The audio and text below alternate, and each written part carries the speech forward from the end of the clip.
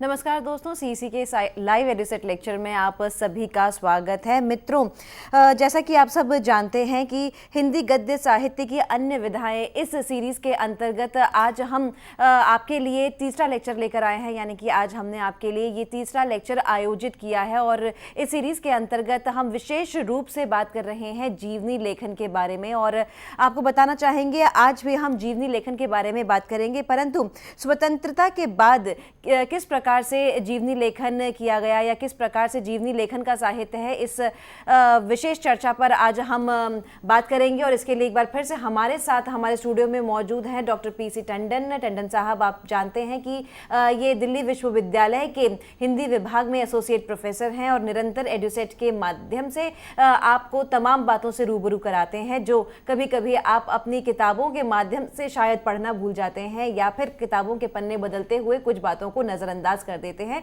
तो ये वो तमाम छोटी छोटी बातें, बड़ी बड़ी बातें इस लाइव एडुसेट लेक्चर के माध्यम से आप तक पहुंचाते हैं। तो सबसे पहले मैं स्वागत करना चाहूंगी पीसी टंडन साहब का। डॉक्टर टंडन, आपका स्वागत है सीसी के इस लाइव एडुसेट लेक्चर में। और जैसा कि मैंने बताया कि आज हम बात करने वाले हैं स्वतंत्रता के बाद की जीवनी लेखन के साहित्य के बारे में। तो चाहूंगी कि आप इस पर प्रकाश डालें और हमारे तमाम छात्र छात्राओं को अवगत कराएं। जी नमस्कार मित्रों, जैसा कि अभी बताया कि जीवनी लेखन की एक लंबी परंपरा जो आधुनिक युग के प्रारंभ से चलती है, और एक बात हमारे मन में ये अवश्य उठती है कि किसी भी व्यक्ति में ऐसा क्या होता है कि रचनाकार उसकी जीवनी लिखने के लिए प्रेरित हो जाता है, बाध्य होता है। तो कहीं ना कहीं इसका उत्तर भी हमें जीवनी के पढ़ने से ज्ञात होता है, प्राप्त होता है कि उस व्यक्ति और उसके व्यक्तित्व में कुछ ऐसा वैशिष्ट्य तो है जो सामान्य व्यक्ति से हटकर है।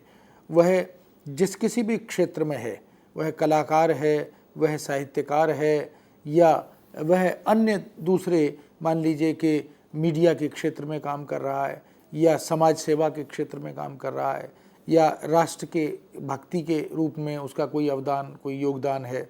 तो ऐसे व्यक्ति के जीवन में बहुत सारी बातें, बहुत सारे ऐसे संदर्भ हैं जो हम चाहते हैं कि वो पाठकों तक पहुँचें।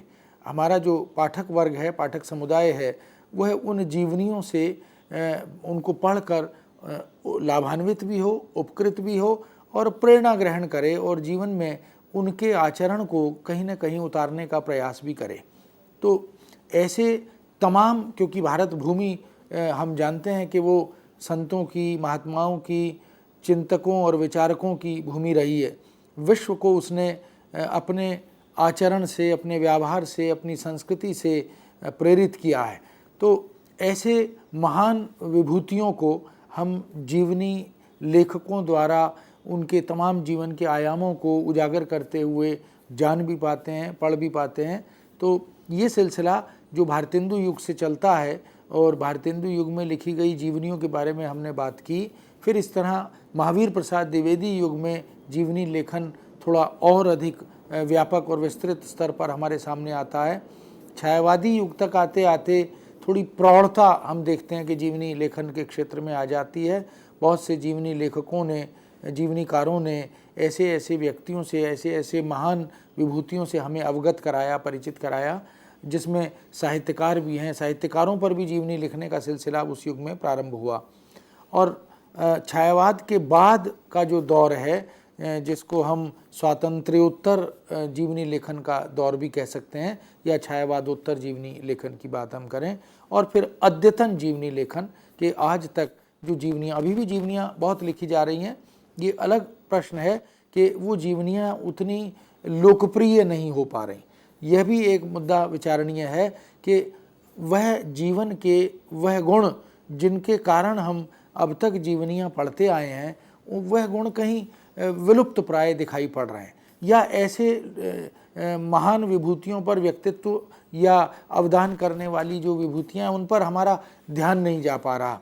तो कहीं ना कहीं क्योंकि मीडिया ने, समाचार पत्रों ने, या पुस्तकों के प्रकाशन की बढ़ती हुई जो स्वीकृति है, उसने निश्चित रूप से हमें बहुत व्यापक स्तर पर पढ़ने की और अध्ययन करने की सुविधाएं दी हैं।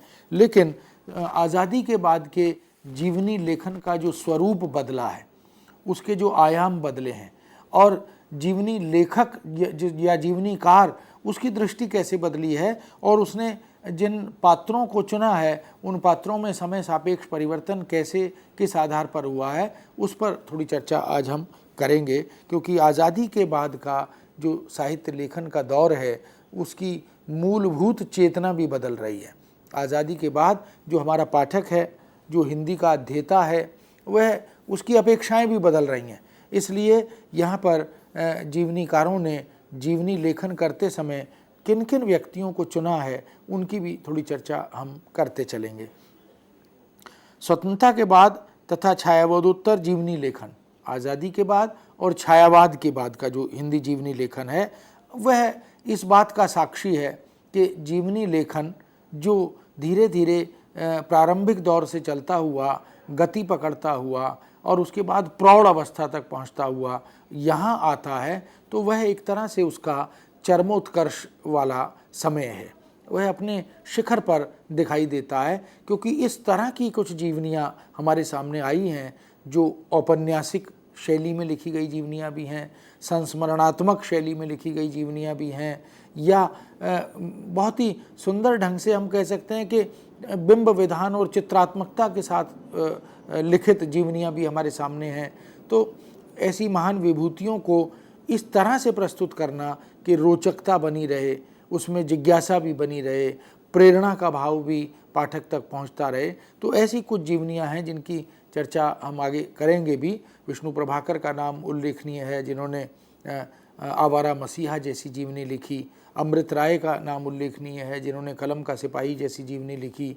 प्रेमचंद पर कलम का मजदूर जैसी जीवनी भी एक आई मदन गोपाल जी की। तो ऐसी बहुत सारी जीवनियां हैं जिनको हम देख सकते हैं, जो राजनीति के क्षेत्र में, इतिहास के क्षेत्र में, टेक्नोलॉजी के क्षेत्र में, विज्ञान के क्षेत्र में, खेलों की दुनिया में या सिनेमाई और मनोरंजन की दुनिया में जो लोग अपनी भूमिका निभा रहे हैं, तो ऐसी जीवनियां हैं जो इस युग में हम देख सकते हैं कि जो दायरा है वह बड़ा है और जीवनीकार की नज़र अब उन क्षेत्रों में भी गई है जो इससे पहले कुछ उपेक्षित थे या जहां दृष्टि नहीं पहुंच पाई थी।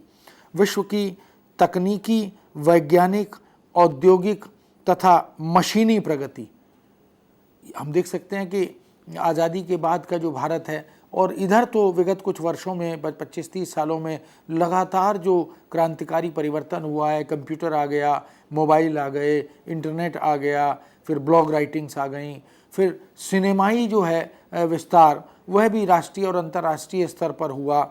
उसमें भी भाषा की डबिंग के साथ, वॉइस ओवरिंग के साथ, अनुवाद के साथ जो परिवर्तन हुआ, तो उससे दर्शकों की, पाठकों की एक बड़ी दुनिया, एक बृहद दुनिया उनके सामने आई है। तो ऐसे में निश्चित ही विज्ञान की उपलब्धियों को हम टेलीविज़न के माध्यम से, कंप्यूटर या इंटरनेट के माध्यम से देख पा रहे हैं, लैपटॉप आदि की सुविधा हो गई है।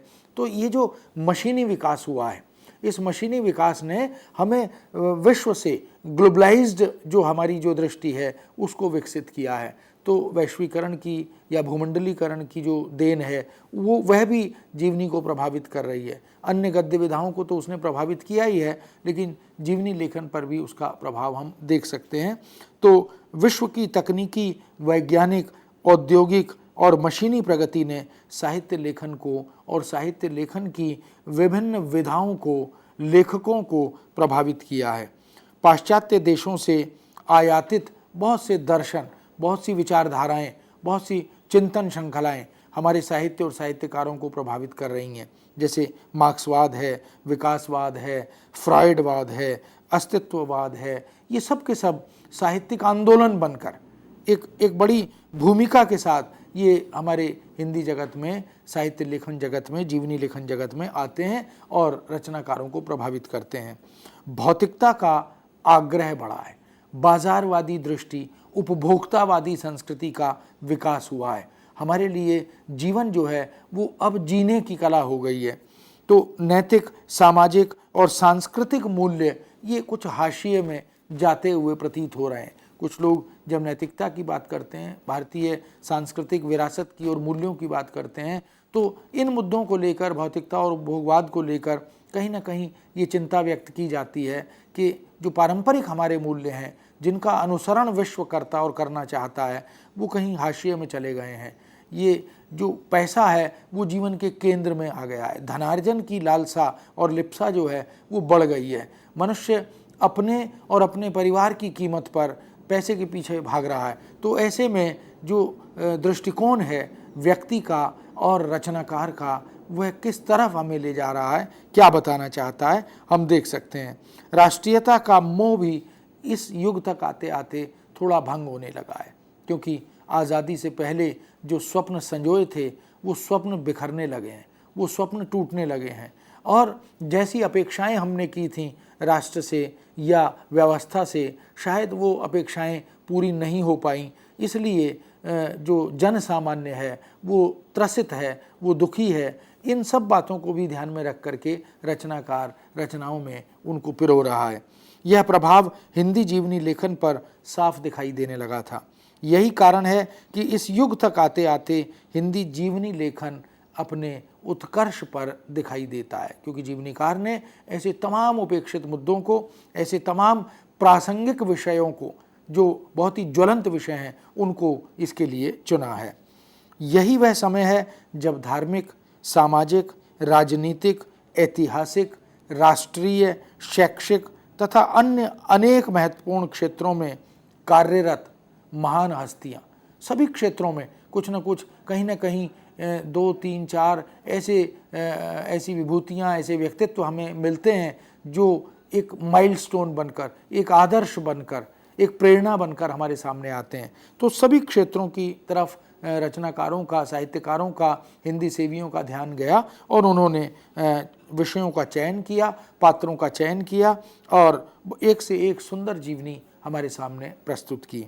स्वातंत्र्योत्तर जीवनी लेखन के क्षेत्र में संतों, महात्माओं आदि की जीवनियाँ खूब लिखी गईं, जिनमें श्री हरि बाबा की जीवनी 1947 में, महर्षि अरविंद की जीवनी महायोगी नाम से निश्चित रूप से एक बहुत महत्वपूर्ण जीवनी के रूप में उसे स्वीकार किया गया। उड़िया बाबा की जीवनी हमारे महाराज जी 1970 में प्रकाश में आई। ये ऐसी जीवनियाँ हैं जो समाज के क्षेत्र में, जो सामाजिक मूल्यों की प्रतिष्ठा करने, उनकी पुनर्व्याख्या करने में समर्पित रहे और जिन्होंने जन सामान्य को प्रेरित किया, उनके लिए मार्गदर्शन का काम किया। महर्षि अरविंद की उत्तर योगी 1972 में जो जीवनी आई थी, साहित्यकार डॉक्टर शिव प्रसाद सिंह ने लिखी थी, वह भी बहुत उल्लेखनीय रही है। यही वह समय है जिसमें हिंदी जीवनीकारों का ध्यान बहुत सारे लोकप्रिय राजनेताओं की ओर भी गया है, बहुत सारे उन नेताओं की ओर भी गया है जिन्होंने काम तो देश के लिए, समाज के लिए, संस्कृति के लिए पर्याप्त मात्रा में, प्रचुर मात्रा में किया है, लेकिन वो बहुत लाइमलाइट में, बहुत आगे नहीं रहे हैं। ऐसी जीवनियाँ भी लिखी गई हैं। विदेशी महापुरुषों की ओर भी हमारे हिंदी में जीवनी लेखक जो हैं, जीवनीकार जो हैं, उनका ध्यान गया, क्योंकि उनके पास भी कुछ न कुछ ऐसा था जिसकी प्रेरणा वो अपने हिंदी जगत के पाठकों को देना चाहते थे। बहुत से खिलाड़ियों पर, चाहे वो क्रिकेट का क्षेत्र हो, चाहे वो बॉक्सिंग का क्षेत्र हो, मैरी कॉम की बात करें, सचिन तेंदुलकर की बात करें, ऐसी बहुत सारी जीवनियाँ, गावस्कर की बात करें, हम देख सकते हैं कपिल देव की बात करें, तो बहुत सी जीवनियाँ हमारी खेलों के क्षेत्र में भी हमारे सामने आई हैं। उद्योगपतियों के बारे में, टाटा के, बिरला के, या इसी तरह जो दूसरे क्षेत्रों में काम करने वाले हमारे उद्योगपति हैं, जिन्होंने टेक्नोलॉजी में या मोटर व्हीकल्स की दुनिया में, जैसे बजाज का कंट्रीब्यूशन है, तो ये जो योगदान है, ये जो अवदान है, इनमें जिन्होंने काम किया है, ऐसे बहुत सारे नाम हैं जिनका उल्लेख किया जा सकता है। सिनेमा नायक और नायिकाओं को भी जीवनीकारों ने चुना है और बहुत से कलाकारों को भी हमारे जीवनीकारों ने, जैसे संगीत की दुनिया में अगर किसी का अवदान है, गायकी की दुनिया में जैसे लता जी का अवदान बहुत महत्वपूर्ण है, हम देख सकते हैं किशोर कुमार का, मुकेश का, ऐसी बहुत सारी जीवनियाँ लिखी गई हैं। उनके जीवन संघर्ष को लेकर, बचपन से लेकर और अंतिम क्षणों तक उन्होंने जो काम किया है, उनका जो प्रदेय है उस फील्ड में, उस क्षेत्र में, उसको ध्यान में रखकर बहुत महत्वपूर्ण जीवनियाँ लिखी गई हैं। महात्मा गांधी की जीवनियाँ भी इस युग में बहुत सारी लिखी गई, थोड़ी चर्चा हमने इस पर पहले भी की थी, जैसे घनश्याम दास बिड़ला, काका कालेलकर, सुमंगल प्रकाश, सुशीला नायर, राजेंद्र प्रसाद, जैनेन्द्र आदि, ये सब वो नाम हैं जिन्होंने गांधी जी को या इसी तरह के अन्य व्यक्तित्वों को जीवनी का पात्र समझकर उन पर बहुत महत्वपूर्ण जीवनियाँ लिखी हैं।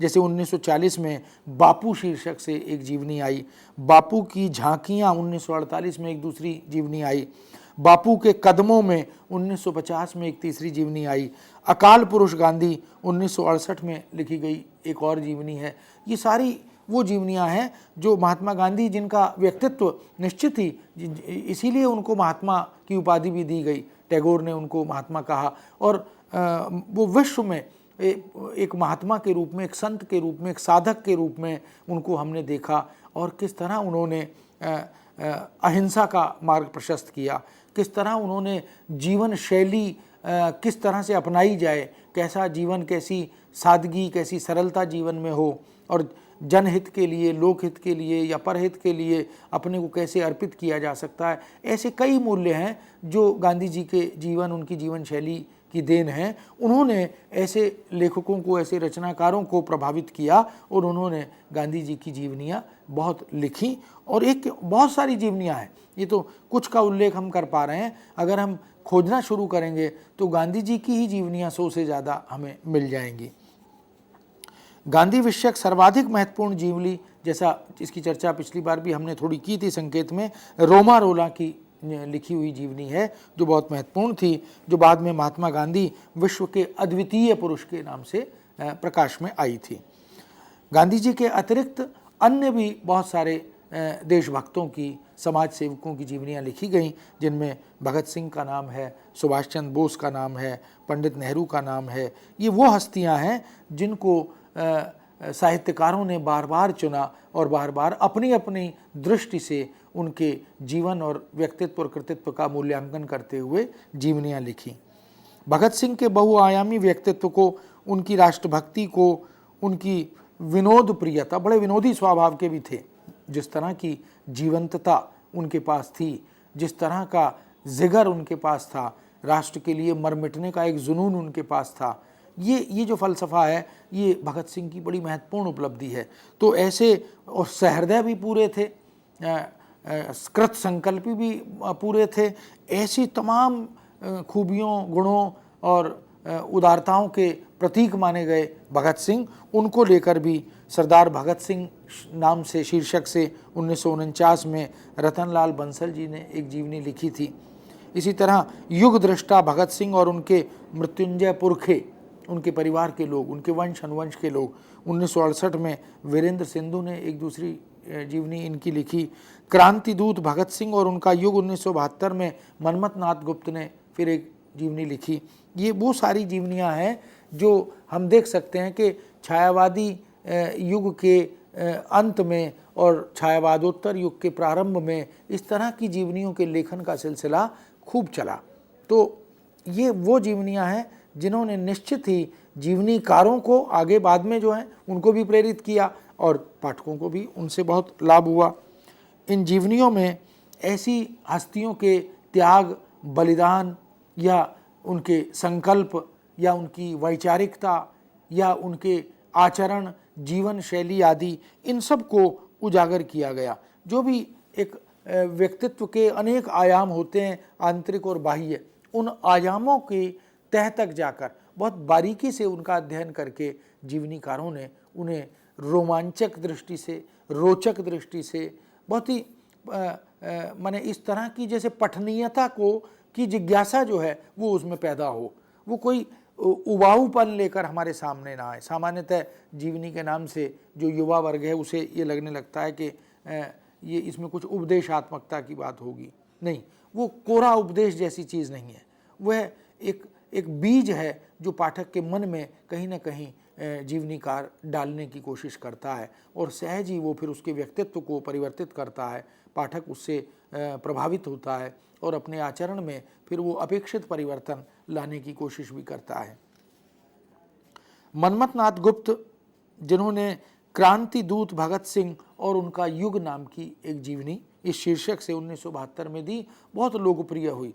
उसकी पठनीयता बहुत तेज़ी से बढ़ी और भगत सिंह का जो व्यक्तित्व है, उनके जीवन और व्यक्तित्व के वो जो अछूते संदर्भ और पक्ष थे, वो इस जीवनी के माध्यम से उजागर हुए। पाठकों ने बहुत सारे नए आयाम उनके जीवन के, उनके व्यक्तित्व के जाने और बहुत ही शोधपरक वृत्ति के साथ, खोजबीन के साथ, तथ्यों के साथ, प्रामाणिकता के साथ यह जीवनी मनमथ नाथ गुप्त ने लिखी थी। और एक प्रकार से जो क्रांतिकारी आंदोलन था भारत का, वह क्रांतिकारी आंदोलन भी इस जीवनी के माध्यम से उजागर हुआ। यानी जीवनी नायक भले ही भगत सिंह रहे हों, लेकिन पूरी जो क्रांतिकारी चेतना थी देश की आज़ादी को लेकर, जो सोच थी, उस पूरी सोच को, उस पूरी मानसिकता को, उस पूरे जुनून और आंदोलन को इस जीवनी के माध्यम से उजागर करने का प्रयास किया गया। सुभाष चंद्र बोस की भी बहुत सारी जीवनियाँ देखने को आईं। हरिकृष्ण त्रिवेदी ने सुभाष चंद्र बोस नाम से 1941 में एक जीवनी लिखी। छविनाथ पांडे ने नेताजी सुभाष 1946 में एक दूसरी जीवनी दी। गिरीश चंद्र जोशी, जिन्होंने नेताजी सुभाष चंद्र बोस जैसी जीवनी भी हमें दी आज़ादी के बिल्कुल निकट आकर। इसी तरह माता सेवक पाठक ने राष्ट्र नायक जवाहर 1948 में आज़ादी के एकदम बाद ये बड़ी महत्वपूर्ण जीवनी हमें दी। लक्ष्मी प्रसाद भारद्वाज ने हमारे जवाहरलाल नेहरू 1948 में एक और जीवनी लिखी। देवी प्रसाद धवन ने पंडित नेहरू 1948 में एक और जीवनी लिखी। और श्री अरुण ने हमारा जवाहर नाम से 1950 में पंडित नेहरू की जीवनी लिखी। तो हम देख सकते हैं कि गांधी जी, फिर भगत सिंह, फिर सुभाष चंद्र बोस, फिर पंडित नेहरू, ये जो जीवनी जिन जिन की लिखी जा रही है, वो अनेक अनेक रचनाकार, जीवनीकार जीवनियों के लिए इन पात्रों को, इन राष्ट्र नायकों को चुन रहे हैं। तो निश्चित ही ये व्यक्तित्व विलक्षण है, इनमें ईश्वर प्रदत्त कुछ ऐसे गुण हैं, ऐसा जुनून है, ऐसी राष्ट्रभक्ति है, ऐसी स्वदेशी और भाषा और स्वदेशी वस्तुओं के प्रति जो जागरण की भावना है, वह जो सांस्कृतिक मूल्य हैं, वो किस तरह से प्रभावित कर रहे हैं, यह हम देख सकते हैं। रतनलाल बंसल ने अमर शहीद चंद्रशेखर आज़ाद जो जीवनी लिखी थी, वह 1946-47 के आसपास, वह भी बड़ी लोकप्रिय हुई थी। और विश्वनाथ वैशंपायन नाम से एक लेखक हैं, रचनाकार हैं, उन्होंने चंद्रशेखर आज़ाद 1965 में एक और जीवनी लिखी आज़ाद की, और चंद्रशेखर आज़ाद की यह जीवनी भी बड़ी लोकप्रिय हुई, उसकी भी स्वीकृति हुई।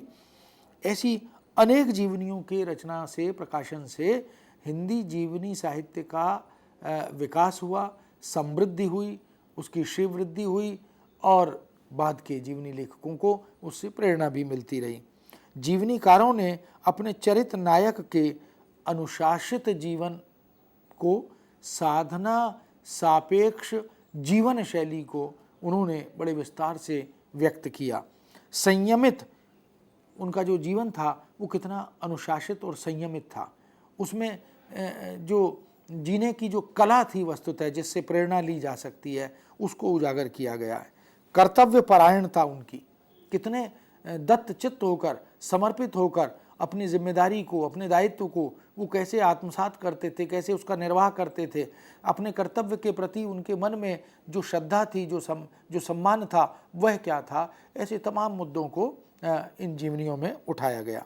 और इन सब के साथ साथ, क्योंकि समाज से, पूरी सांस्कृतिक चेतना से और बड़े बड़े संगठनों और समूहों से, समुदायों से उनका संबंध था, उनका एक लोक चरित्र भी था, जो समाज के सामने जिस तरह से वो अपने को लाते थे, रखते थे, और उससे उनकी जो संगठन शक्ति है, कैसे संयोजित और संगठित किया जा सकता है लोगों को, यह कला भी उनके जीवन में कैसे थी, उसका भी इन जीवनियों में बहुत सुंदर ढंग से उजागर उसको किया गया है। इस युग में अन्य भी अनेक राजनीतिक हस्तियों पर रचनाकारों ने, जीवनीकारों ने दृष्टि डाली है, जीवनियाँ लिखी हैं, जिनमें कुछ नाम उल्लेख कर सकते हैं। मोतीलाल नेहरू, पंडित नेहरू के जो पिता थे, 1939 में यह जीवनी आई थी, लोकप्रिय हुई थी। स्वातंत्र्य वीर 1940 में एक जीवनी लिखी गई। मौलाना अबुल कलाम आज़ाद 1940 में, सरदार वल्लभ भाई पटेल 1948 में, राजेंद्र बाबू का व्यक्तित्व 1958 में, श्यामा प्रसाद मुखर्जी 1958 में, और लोहिया शीर्षक से राम मनोहर लोहिया की जीवनी भी लिखी गई सन 1971 में। ये वो हस्तियां हैं जो भारत के लिए बहुत ही गौरवशाली व्यक्ति के रूप में, व्यक्तित्व के रूप में हम आते हैं, और पूरा विश्व इनके अवदान को, इनके प्रदेय को जानता भी है।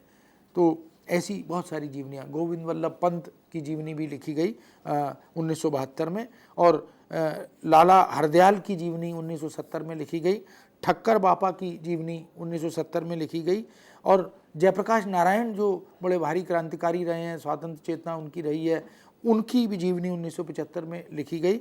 योद्धा सन्यासी विवेकानंद 1989 में बड़ी चर्चित महत्वपूर्ण जीवनी प्रकाश में आई, और जीवन यात्रा राष्ट्रपति ज्ञानी जैल सिंह का जीवन चरित्र, यह भी 1987 में एक जीवनी हमारे प्रकाश में हमारे सामने आई। तो ऐसी जो पद पर आसीन रहे हैं, देश के उच्च पदों को सुशोभित किया है, उनको भी, जो किसी पद पर नहीं रहे लेकिन उन्होंने देश के लिए बहुत काम किया है, ऐसे राजनेता भी जीवनीकारों की दृष्टि से बचे नहीं, उनकी जीवनियाँ भी लिखी, क्योंकि उनके जीवन में रचनाकार को ये लगता था कि ये पक्ष है जो महत्वपूर्ण है।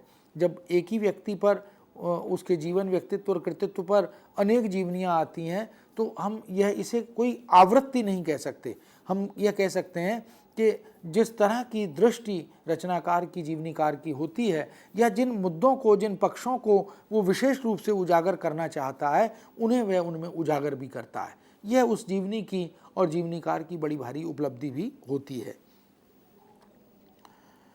जीवनीकारों में क्रमशः रामनाथ सुमन, जिन जीवनीकारों ने लगातार हिंदी जीवनी साहित्य को समृद्ध किया है, संपन्न किया है, यदि उनके कुछ नामों का उल्लेख करें जो निरंतर इस दिशा में काम करते रहे हैं, ये निश्चित ही एक बड़ी महत्वपूर्ण विधा और समृद्ध संपन्न विधा के रूप में हिंदी में आज हम जीवनी साहित्य को देखते हैं।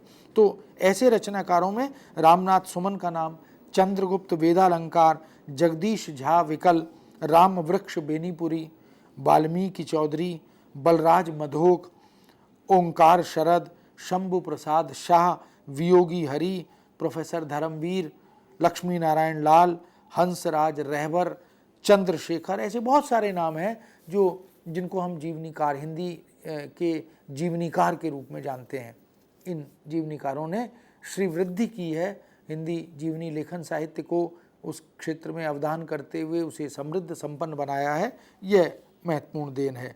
संतों महात्माओं की जीवनियाँ लिखने का सिलसिला भी इस दौर में, आज़ादी के बाद की जीवनी लेखन का जो युग है, जो समय है, उनमें यह सिलसिला भी चलता रहा सतत। हम देख सकते हैं इस दिशा में, हम यदि कुछ जीवनीकारों की बात करें तो हम देख सकते हैं कि भगवान बुद्ध शीर्षक से 1940 में एक जीवनी प्रकाश में आई। भदंत आनंद कौशल्यायन हिंदी के प्रसिद्ध रचनाकार हैं, साहित्यकार हैं, उनकी कहानियाँ भी हम पढ़ चुके हैं। उन्होंने बहुत महत्वपूर्ण जीवनी, ये महात्मा बुद्ध, जिनको भगवान बुद्ध शीर्षक से लिखा है। सुंदरलाल जी ने हज़रत मोहम्मद की जीवनी 1940 में लिखी, और यह भी बड़ी लोकप्रिय जीवनी है, चर्चित जीवनी है। भगवान दीन सन्यासी ने स्वामी शंकरानंद की जीवनी 1942 में लिखी। दीनदयाल उपाध्याय ने जगत गुरु शंकराचार्य इस शीर्षक से 1947 में आदि गुरु शंकराचार्य, उसको जगत गुरु शंकराचार्य की उपाधि देते हुए उस जीवनी को लिखा, और यह जीवनी भी बड़ी लोकप्रिय हुई, उसकी भी पठनीयता निरंतर बढ़ती गई। बलदेव उपाध्याय ने श्री शंकराचार्य नाम से 1950 में जीवनी लिखी।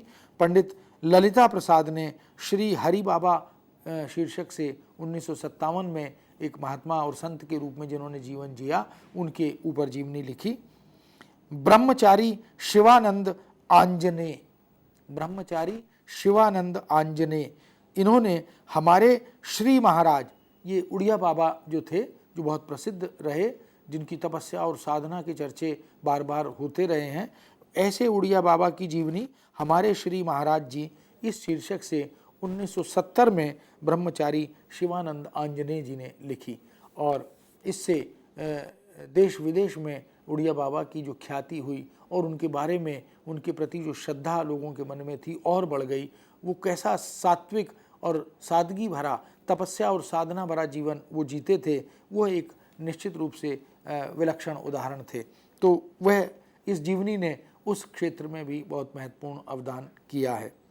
अमृतलाल नागर ने चैतन्य महाप्रभु शीर्षक से एक जीवनी लिखी। चैतन्य महाप्रभु का जो स्थान है भारतीय समाज में, भारतीय संस्कृति में, उनका जो अवदान है, उनकी जो दृष्टि और दर्शन है, निश्चित ही वह स्तुत्य है, हम नमन करते हैं। ऐसी हस्तियों की जीवनी को जब हम पढ़ते हैं तो हमारा उत्साहवर्धन भी होता है, हम गौरवान्वित भी होते हैं कि जिस देश में हम रहते हैं, जिस देश की भूमि, जिस देश की जलवायु, जिस देश की संस्कृति ऐसी समृद्ध संपन्न संस्कृति है जिसने हमें ऐसे ऐसे संत दिए हैं और ऐसे ऐसे संतों ने हमें जीने की एक अलग तरह की नज़रिया और दृष्टि दी है, जीवन शैली और जीवन कला हमें सिखाई है। यह महत्वपूर्ण है। इन जीवनियों में संतों के प्रेरक व्यक्तित्व, उनके उदात्त चरित्र, उनके मार्गदर्शक रूप, उनकी प्रवर्तन वृत्ति जो है, कैसे प्रवर्तित किया जाता है, वो एक प्रवर्तक के रूप में, एक नेता के रूप में, एक लीडर के रूप में अपनी भूमिका निभाते हैं। तो ये सारे पक्ष हमारे सामने जीवनी के माध्यम से आते हैं। इन संतों महात्माओं के रूप देखने में कैसे थे, उनका पूरा जो पाँव से लेकर सर तक का जो रूप आकार था वह कैसा था, वेशभूषा कैसी थी, उनकी जीवन शैली कैसी थी, उनकी अभिरुचियाँ कैसी थीं, उनके खान पान, उनकी साधना, उनकी तपस्या, उनका शील, उनकी शक्ति, उनकी तपस्या साधना आदि, उनका भगवत प्रेम, वो भक्ति भावना उनकी, ये सब कैसी थी और किस तरह से वो सुबह प्रातःकालीन बेला से लेकर और रात्रि में शयन से पहले की पूरी जो दैनिकचर्या थी, उन सब का बड़ा सुंदर प्रामाणिक विवरण जो है, वह वृत्तांत जो है, वो इन जीवनियों में हमें मिलता है।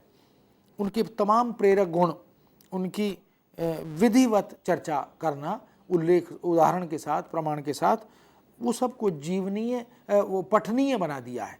उसको पढ़ते हुए एक रोचकता का जो संपुट लग जाता है, भाव लग जाता है, वह महत्वपूर्ण है।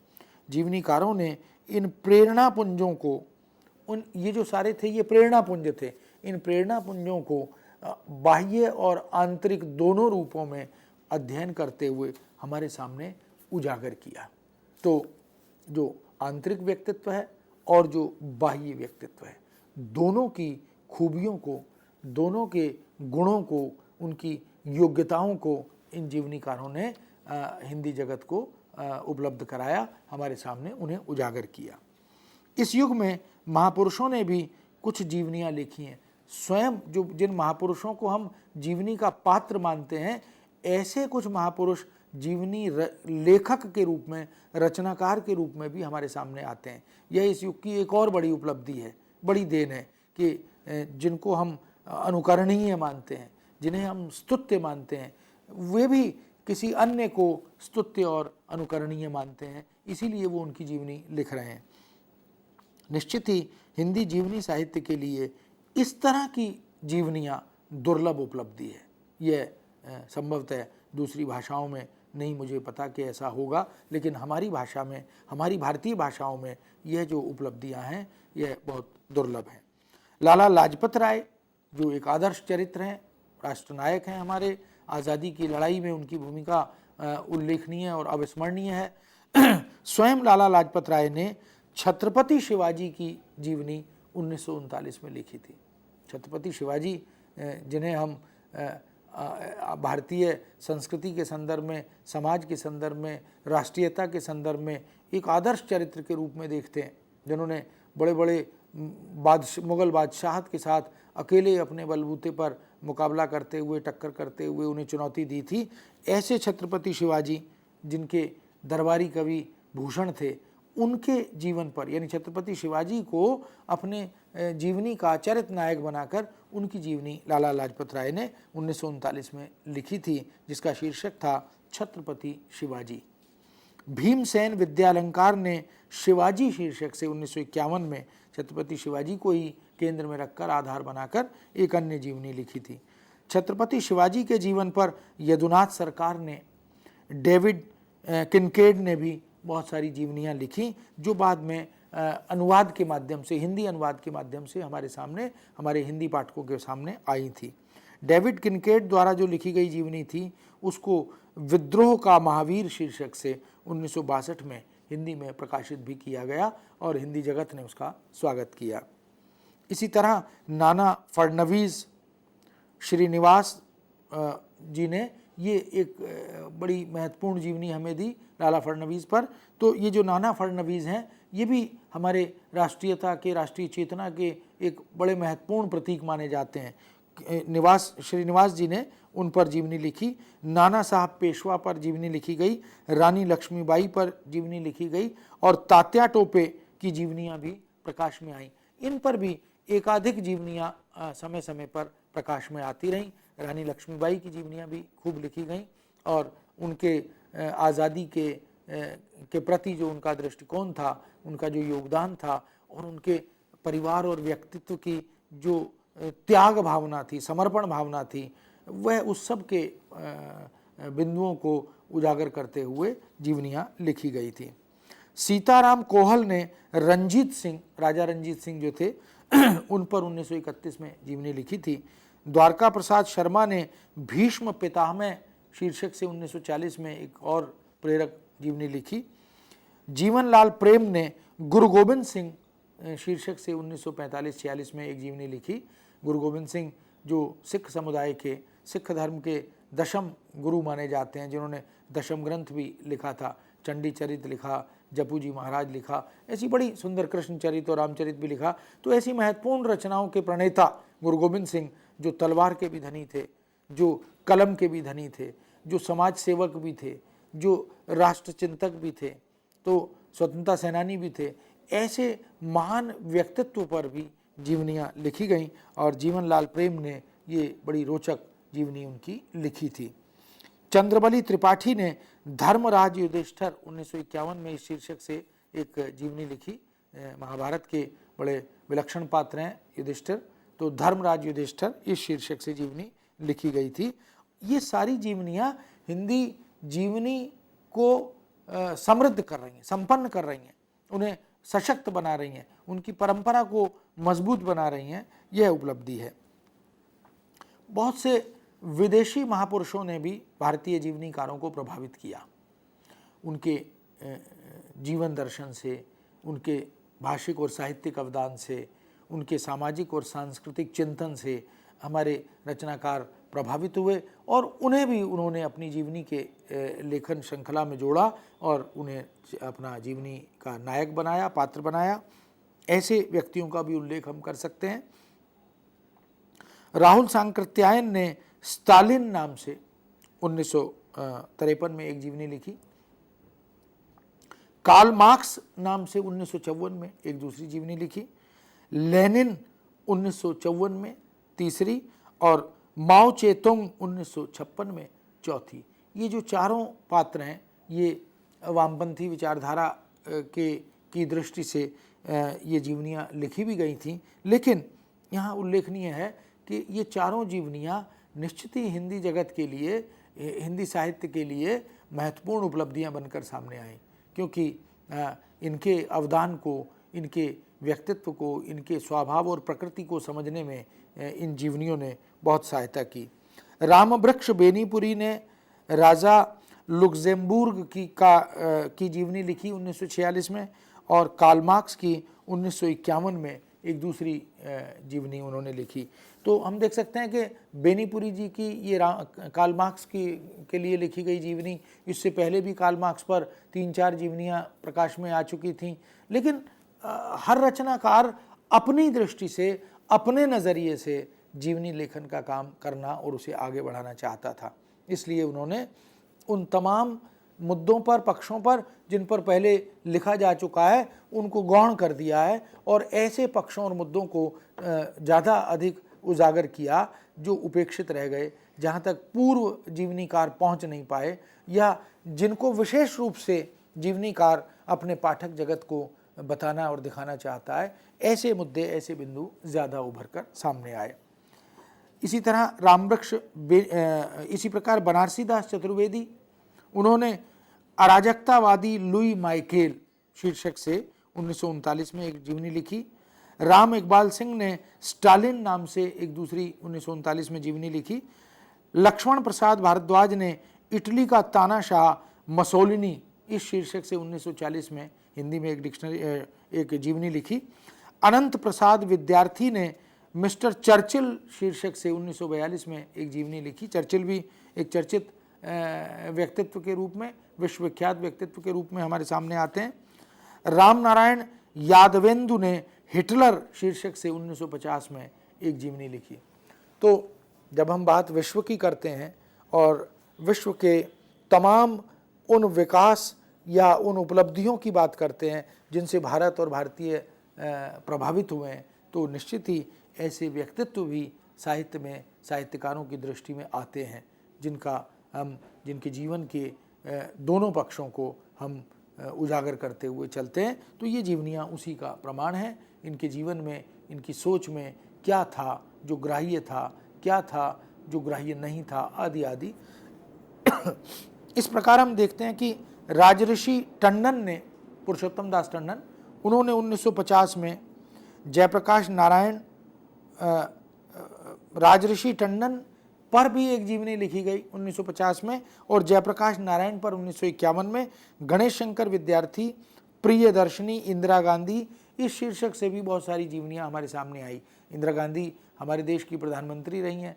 राजऋषि पुरुषोत्तम दास टंडन का भारतीय समाज और संस्कृति के लिए तो योगदान है ही, लेकिन भाषा के लिए, हिंदी भाषा के लिए जो काम उन्होंने किया है और जो दर्जा उसे दिलवाया है, वस्तुतः वो भी बड़ा स्मरणीय और स्तुत्य है। तो उन पर भी जीवनी लिखी गई। लोहिया जी पर, आचार्य नरेंद्र देव पर भी जीवनी लिखी गई, जो समाजवादी चिंतक के रूप में हमारे सामने आते हैं। तो निश्चित ही वो भले ही किसी विचारधारा से संबद्ध हों, भले ही किसी राजनीतिक दल से संबद्ध हों, लेकिन जब जीवनियाँ लिखी गईं तो उन्हें इस दलगत राजनीति से, इस विचारधारा की राजनीति से ऊपर रखकर देश के एक महान व्यक्ति और व्यक्तित्व के रूप में ही देखने का प्रयास जीवनीकारों ने किया है। यही बड़ी उपलब्धि है इस लोकतांत्रिक भारतीय व्यवस्था की, कि वह जब राष्ट्र की बात आती है, जब संस्कृति और मूल्यों की बात आती है, तो वह फिर इन छोटी जो सोच है या जो बातें हैं उनसे ऊपर उठकर जीवनीकार, साहित्यकार फिर अपनी बात को हमारे सामने रखता भी है। साहित्यकारों की भी बहुत सारी जीवनियाँ इस युग में आज़ादी के बाद के रचना धर्मिता के साथ जुड़ती गईं। यह एक बड़ी उपलब्धि है। छोटी छोटी जीवनियाँ, एक एक संग्रह में 8-8, 10-10 लोगों की जीवनियाँ, निबंधात्मक रूप में जीवनियाँ, स्वतंत्र पुस्तक के रूप में जीवनियाँ, ये सिलसिला तेज़ी से चला और चलता रहा। साहित्यकारों की जीवनियाँ इस युग में बहुत ज़्यादा, सबसे अधिक लिखी गईं। मुंशी प्रेमचंद की जीवनियाँ तुलना में बहुत अधिक प्रकाश में आई।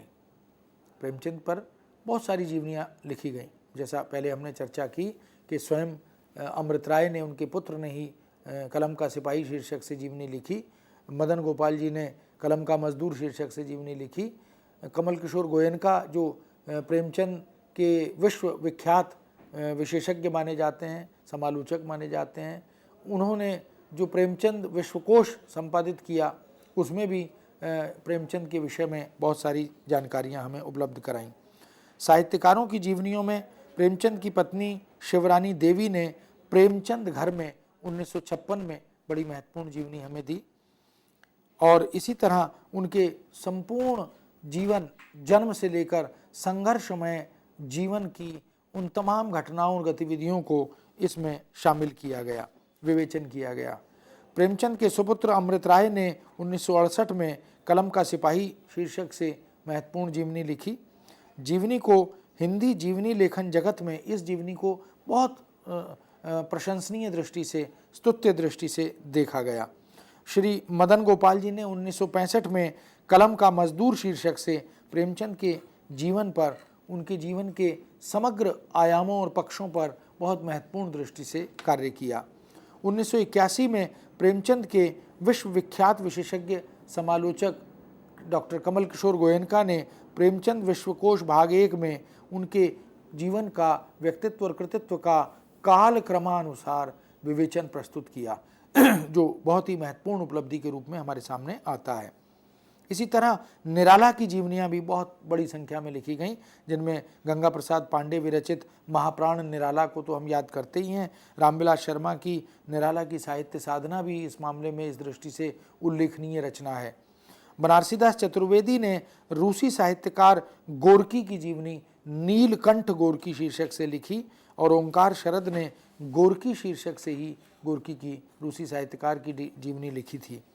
इसी तरह शुक्ल जी के चचेरे भाई शुक्ल जी के भतीजे ने, उनके भाई के सुपुत्र ने श्री चंद्रशेखर शुक्ल जिनका नाम था, उन्होंने आचार्य रामचंद्र शुक्ल जीवन और कृतित्व शीर्षक से 1963 में एक महत्वपूर्ण जीवनी लिखी। शांति जोशी ने सुमित्रानंदन पंत जीवन और साहित्य इस शीर्षक से 1970 में जीवनी लिखी और विष्णु प्रभाकर ने आवारा मसीहा शीर्षक से 1974 में एक जीवनी लिखी, जिसकी चर्चा हमने पहले की। बंगला के विप्लवी कवि नजरुल इस्लाम की जीवनी पर आधारित, उनके जीवन, उनके व्यक्तित्व पर आधारित अग्नि सेतु एक जीवनी प्रकाश में आई, जिसके रचनाकार विष्णुचंद्र शर्मा हैं और 1976 में यह जीवनी प्रकाश में आई। सच्चिदानंद हीरानंद वात्स्यायन की जीवनी शिखर से सागर तक इस शीर्षक से श्री रामकमल राय ने लिखी। हालांकि जीवनी लेखन की जो आधुनिक कसौटी है, जो आधुनिक उसके मानक हैं, उस पर अगर हम कसें तो अज्ञे जी की इस जीवनी में कुछ कमियां, कुछ त्रुटियां देखने को मिलती हैं, जिसकी चर्चा जीवनी लेखन के जो समालोचक हैं उन्होंने की भी है। ये सभी जीवनियां शोध वृत्ति के आधार पर निष्ठा और ईमानदारी से लिखी गईं और तटस्थता और प्रामाणिकता का पूरा ध्यान इनमें रखा गया।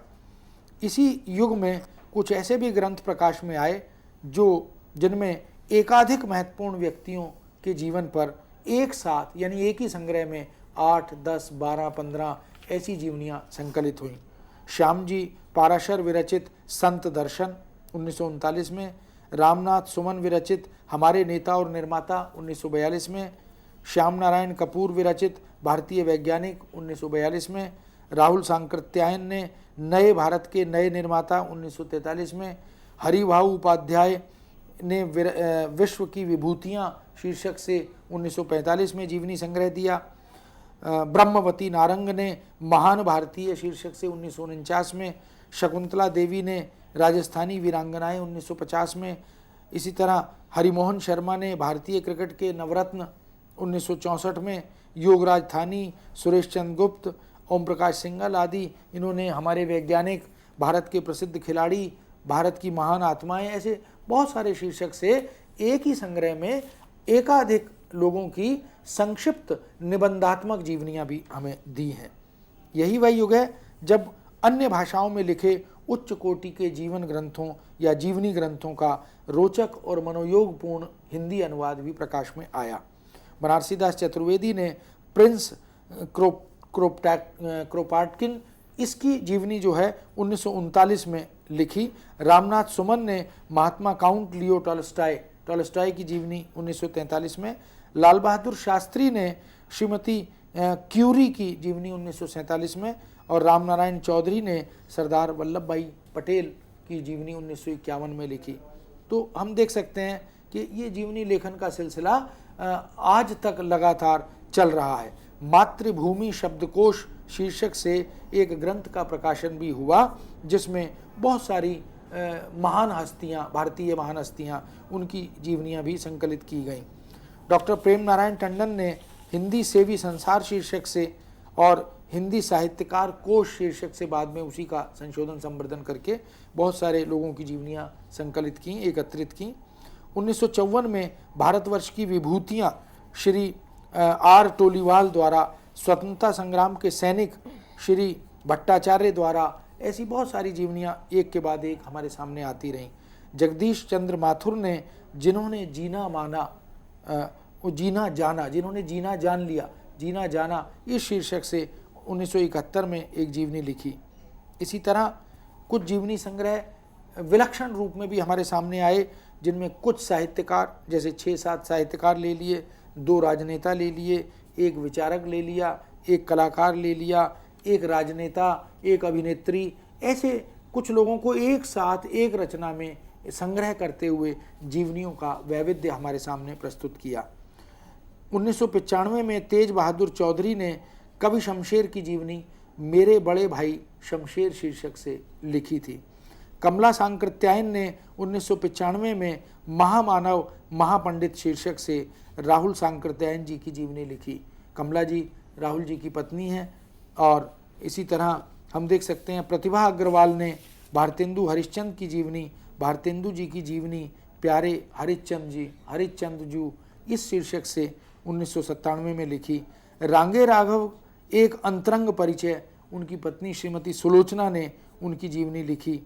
मदन मोहन ठाकुर ने राजेंद्र यादव की जीवनी लिखी, राजेंद्र यादव मार्फत मदन मोहन ठाकुर। इस तरह की बिंदु अग्रवाल ने स्मृति के झरोखे से 1999 में अपने पति भारत भूषण अग्रवाल जो हिंदी के बड़े जाने माने आधुनिक कवि हैं उनकी जीवनी लिखी। कथा शेष शीर्षक से श्री अमृतलाल नागर की संस्मरणात्मक जीवनी भी हमारे सामने आई जो ज्ञानचंद जैन ने लिखी। तो मित्रों हम देख सकते हैं कि ये जो जीवनी लेखन का सिलसिला है यह आज़ादी के बाद भी बहुत तेज़ी से चलता रहा और आज भी हम देख रहे हैं कि पूरे देश में जीवनियाँ लिखी जा रही हैं। ऐसा तो नहीं है कि प्रेरक व्यक्तित्व का अकाल हो गया है, लेकिन तुलना में कमी तो आई है। इसलिए जीवनी लेखन का वह सिलसिला पहले की तुलना में कुछ अवरुद्ध हुआ है, कुछ कम हुआ है, किंतु इसको हम यह नहीं मान सकते कि जीवनियाँ नहीं लिखी जा रही। समय सापेक्ष जब उपलब्धियाँ होती हैं, अवसर आते हैं, तो ऐसे व्यक्तित्वों को जिनको हम स्तुत्य मानते हैं, वंदनीय मानते हैं, उनकी जीवनियाँ हमारे सामने आती हैं। रामकृष्ण परमहंस कल्पतरु की उत्सव लीला, इनकी जीवनी जो है वह 2004 में कृष्ण बिहारी मिश्र ने लिखी थी। बहुत महत्वपूर्ण जीवनी के रूप में उसे स्वीकार किया गया। कमलेश्वर मेरे हमसफ़र, श्रीमती गायत्री देव कमलेश्वर जो हैं, जो उनकी पत्नी हैं, उन्होंने 2005 में जीवनी लिखी। कमलेश्वर उपन्यासकार, कथाकार और मीडियाकार के रूप में हम उनको टेलीविज़न के उस जीवंत व्यक्तित्व के रूप में याद करते हैं। श्रीमती महिमा मेहता ने उत्सव पुरुष श्री नरेश मेहता जो उनके पति थे उनकी जीवनी, नरेश मेहता भी बड़े रचनाकार के रूप में, साहित्यकार के रूप में हमारे सामने आते हैं। श्री कुमुद नागर ने अपने पिता श्री अमृतलाल नागर की जीवनी वटवृक्ष की छाया में इस शीर्षक से 2004 में लिखी। मुकुट बिहारी लाल ने आचार्य नरेंद्र देव युग और नेतृत्व शीर्षक से 2006 में एक जीवनी लिखी। ओम प्रकाश दीपक और अरविंद मोहन इन दोनों ने मिलकर एक सौदेश्य जीवनी लोहिया एक जीवनी शीर्षक से हमें दी। और राजमल बोरा ने चिंतामणि चिंतक रामचंद्र शुक्ल पर एक जीवनी लिखी। तो ऐसी अनेक जीवनियों का लेखन का सिलसिला आज भी चल रहा है। हम आने वाले समय में, क्योंकि इतिहास बनते बनते बनता है, जब इतिहास लिखे जाएंगे अद्यतन साहित्य के, तो इस प्रकार की जीवनियाँ जो पूरे देश में बैठे हुए रचनाकार साहित्यकार लिख रहे हैं उनका प्रकाशन होगा, हमारे सामने आएंगे। लेकिन हम कह सकते हैं कि अगर हम भारतेंदु युग से अद्यतन जीवनी लेखन साहित्य तक का पूरा अवलोकन करते हैं तो निश्चित ही हमें इस बात पर गर्व होता है कि हिंदी जीवनी लेखन एक अच्छी समृद्ध संपन्न परंपरा के साथ हमारे सामने आता है और इसमें निरंतर श्रीवृद्धि हो रही है। बहुत से रचनाकार साहित्यकार इसमें अपनी रचनात्मक भूमिका आज भी निभा रहे हैं। बहुत बहुत धन्यवाद। इसी के साथ टंडन साहब आपका धन्यवाद करना चाहूँगी कि आपने 3 लेक्चर्स में जिस प्रकार से जीवनियों का कह सकते हैं एक रूपरेखा हमारे सामने रख दी और उन तमाम व्यक्तियों के बारे में हमें बताया जिनके माध्यम से उनकी जीवनियों को हम पढ़ पाते हैं आज भी और उनके बारे में जान पाते हैं। तो कह सकते हैं कि जीवनियाँ एक ऐसा स्वरूप है जो हमें याद दिलाती हैं उन लोगों के बारे में जो भले ही हमारे साथ इस वक्त नहीं है, पर उनके जीवन के बारे में, उनकी कृतियों के बारे में, उनके योगदान के बारे में हमें सब कुछ पता लगता है। तो इसी के साथ आपका धन्यवाद करना चाहूँगी और बताना चाहूँगी कि हम अगले लेक्चर्स में यानी कि आने वाले लेक्चरों में भी बात करेंगे अन्य विधाओं के बारे में, जिससे कि हमारे जितने भी छात्र छात्राएं हैं वो लाभान्वित हों। तो हमारे साथ जुड़ने के लिए आपका बहुत बहुत शुक्रिया। जी नमस्कार।